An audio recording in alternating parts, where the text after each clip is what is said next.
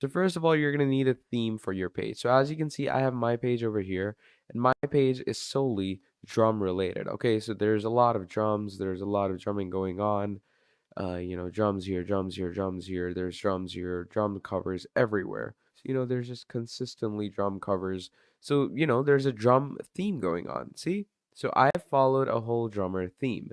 So you're going to want to follow a theme for yourself. Now, once you follow that theme, you're going to need to go according to the algorithm. So whatever's more in nowadays, you're going to go with that. So let's see. So there's, songs like Are You Mine by Arctic Monkeys. This was pretty famous, so I made a cover on this.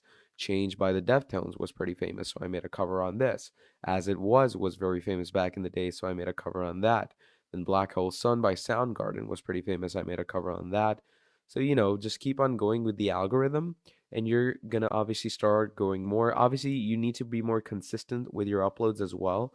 So just keep on doing that as well. And whatever upload of yours gets more views and recognition, do make sure to repost that every now and then so it can get you more recognition.